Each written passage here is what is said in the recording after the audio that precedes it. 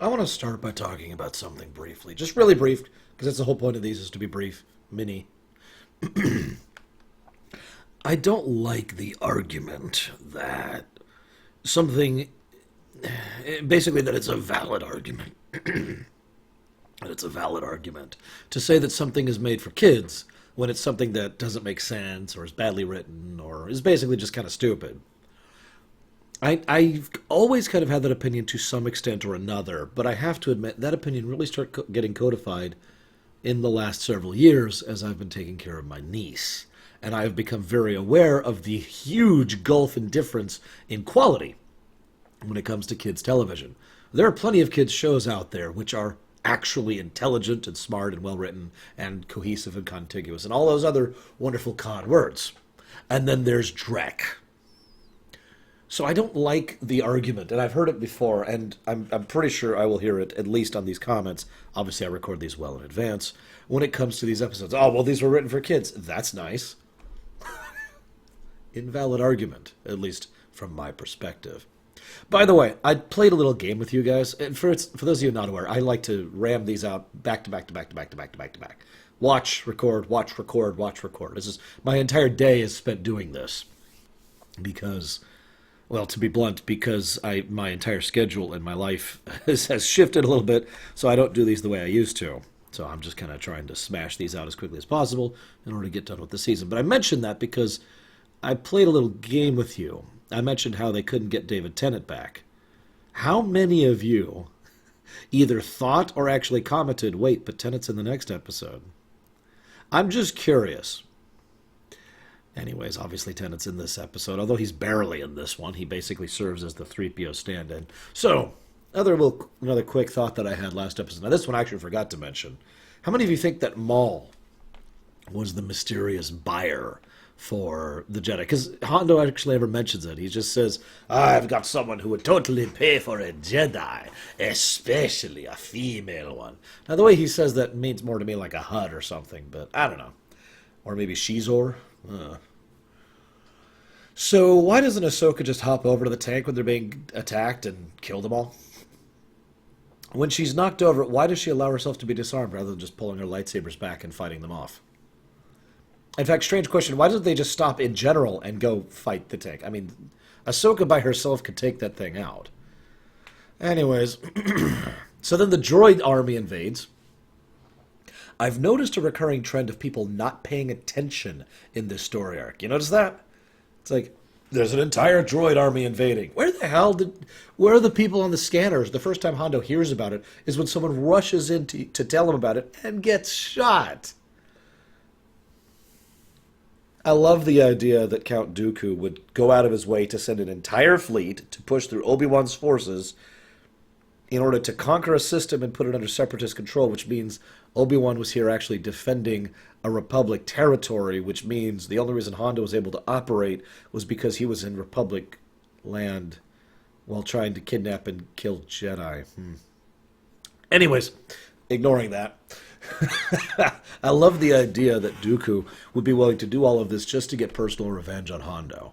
Of all of the many things in this episode that bother me, that bothers me the least because that makes perfect sense. That is very in character, especially for any high-tier Sith Lord.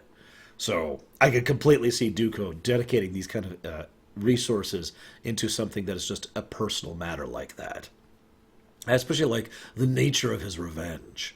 I'm going to go ahead and take you, and you value wealth more than anything else, and I'm going to destroy or claim your wealth. It's either going to be my territory, my property, or I'm just going to melt it down because it's now worthless and you will never get it back again. And then I like to think that after having done that, then Dooku would kill him.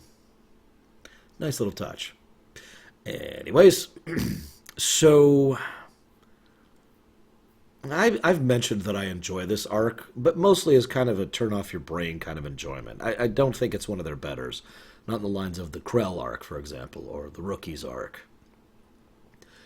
There's one scene in this episode that bugs the ever-living crap out of me. And one of the biggest reasons why it bugs me so much is because it's so out of place. They go back, Ahsoka convinces the pirates to work with her. That's logical, that makes sense. Then they go to rescue Hondo, and then there's a scene that is so obviously written for kids. I don't even know how to better vocalize it than that. He's like, all right, show me your Jedi saber, show me that you're ready for this battle. And then she pulls it out, and she's like, I don't have this one done, mister. And ignoring the fact that this is Hondo, who was threatening to kill or enslave after torturing while being cruel to Ahsoka not too long ago. He was also willing to kill all the kids in just a few previous episodes. But here, he is portrayed as... I don't know the proper term for the archetype. You've got the aspiring children, and you've got the tutoring adults, right? Sometimes it's teachers, sometimes it's Jedi, or sometimes it's a pirate lord. But they just suddenly, and out of nowhere, slip into this archetype. And he just suddenly becomes this, oh yes, show me, little ones, show me that you have your lightsabers.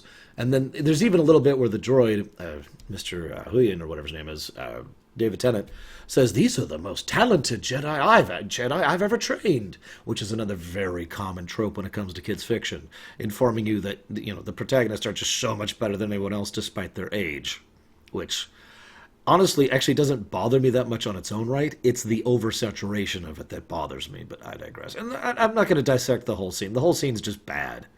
Like, it's so typical and so out of place. And what's worse is right at the end, Ahsoka's like, why the show? And he's like, well, this will not be easy, and we're going into battle. I don't like taking kids into battle. And the way he says that, credit to Jim Cummings, is very sincere. I believe him. And then Ahsoka, as well as me, calls him out for the fact that everything I just talked about, I've been ranting about this whole time.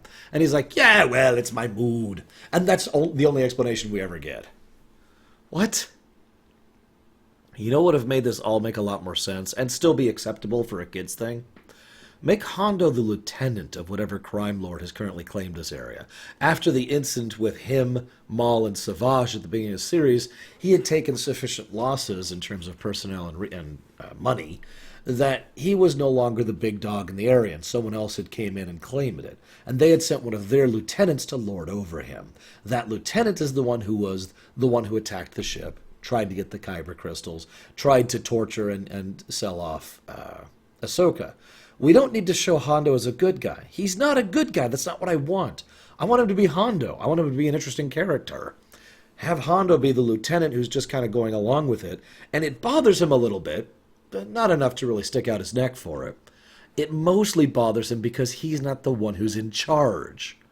Then, as part of Grievous's attack, Grievous comes in, and the actual crime lord, we'll call him Crime Lord Bob, says, yes, well, I am willing to make a deal with you, Count Dooku.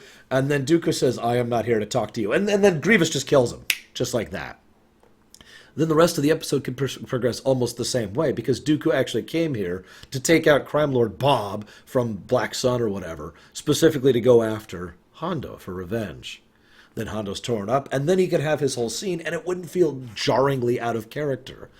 There's still issues with it because of the typicalness of it and the cliche of it, but at least it would have slided in smoother with the rest of the events of the entire arc.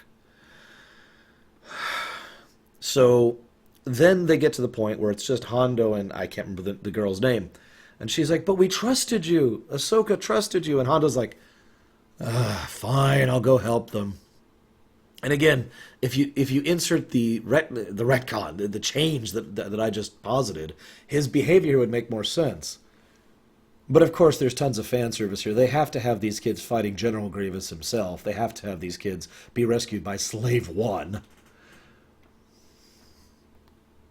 I don't know. I got nothing else. It's just really bothers me the way they conclude this. Regardless, the arc is over, and now it's time for a droid arc. I'll see you next time, guys.